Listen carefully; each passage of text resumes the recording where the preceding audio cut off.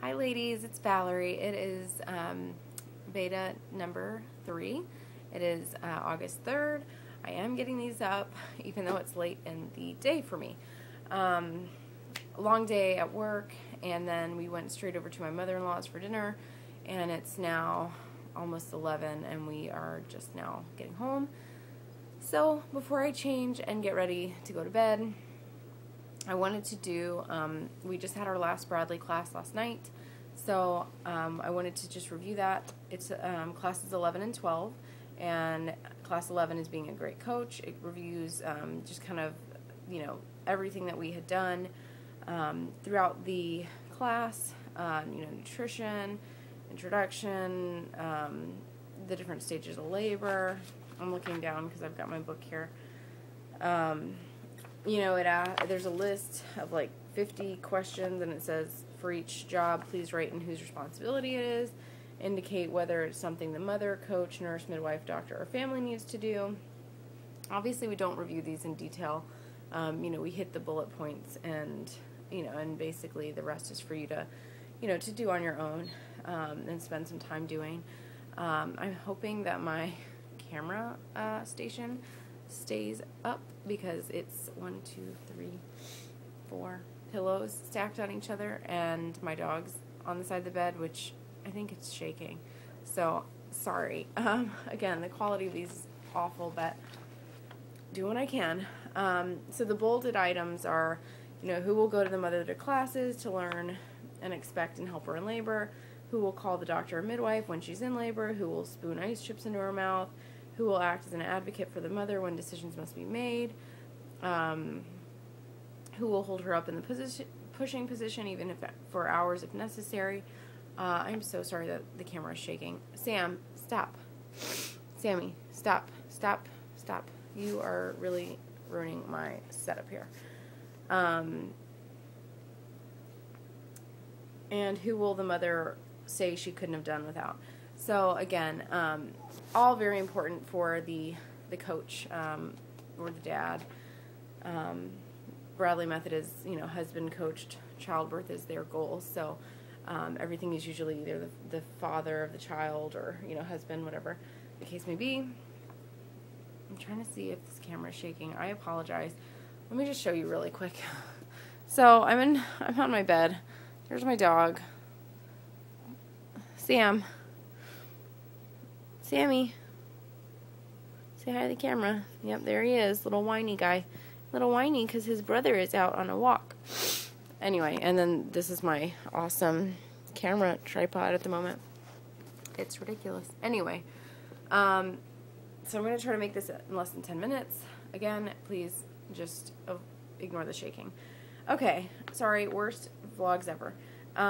They talk about a review of the best ways to handle your labor.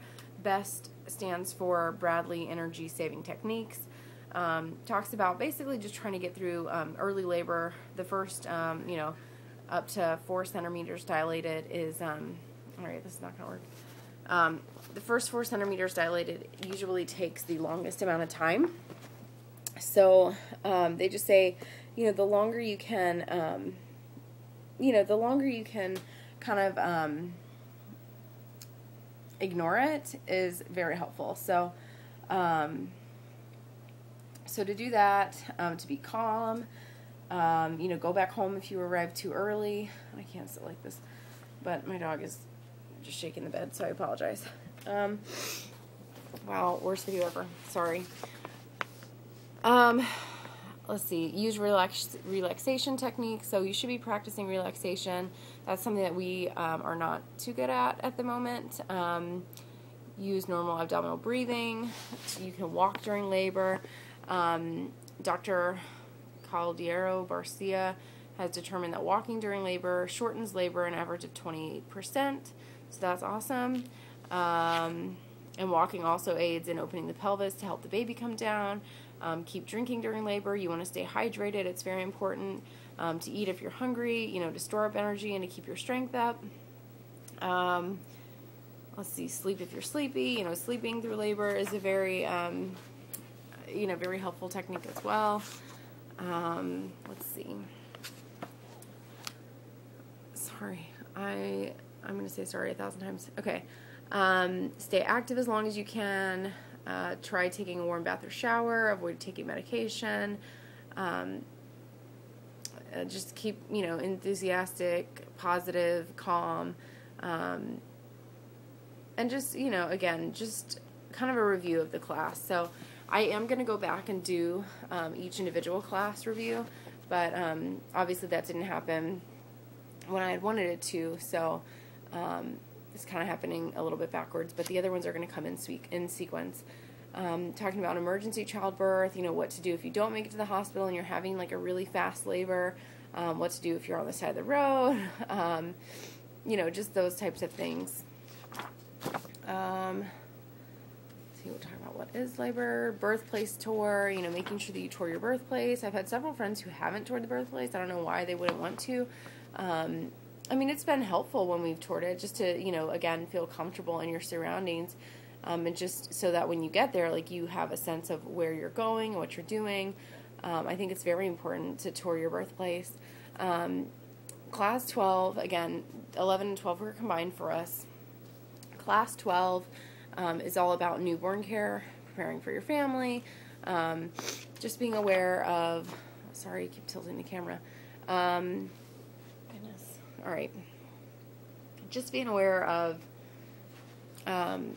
your options, and let's see, just the color of the baby. The baby's not going to be a nice pink color when he first comes out.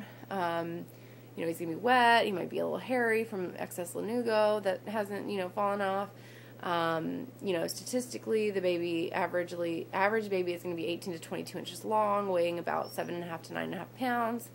Talking about, their eyes, the cord length, their breathing,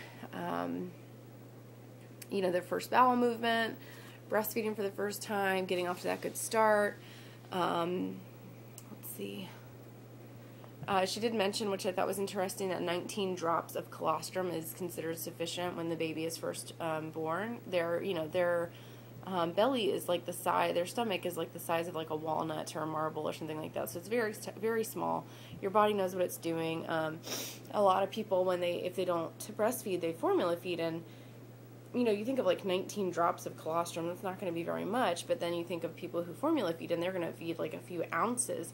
So so that is a lot for a baby. So just 19 drops is huge, and colostrum is just excellent. So, and just talking about like burping, spitting up, hiccups, sneezing is normal, crying, different, they're different cries, the APGAR score. APGAR stands for appearance or color, pulse or heart rate, grimace or responsiveness, reflexes, activity, muscle tone, and respiration and breathing. So that is that. Newborn procedure, again, we talked about, kind of the different tests that they do, the PKU test, Hep B vaccines, eye treatment, hearing test, vitamin K, talked about, swaddling, bathing, circumcision, just being informed about those things, jaundice, what you can do for them, let's see, how to soothe them, we went over how to bathe them, and again, there's a lot of other extra pages in this book that we didn't go over, we didn't go over each page, but but that you can do in your own. I will just say, since this is the like kind of conclusion video to the Bradley classes, that I highly recommend them. I think that it was worth the money that we spent. They were they were expensive. It's not an expense that we would normally just go and throw around our money. But I feel that our instructor was great. I feel it's very important to find a good instructor, and also just the class in general is great, and it's 12 weeks long, and we enjoyed every minute of it. So I highly recommend the Bradley classes. I'm sorry this video was so terrible. I may redo it in a couple of weeks, but I'm gonna get it posted tonight. All right, thanks. Bye.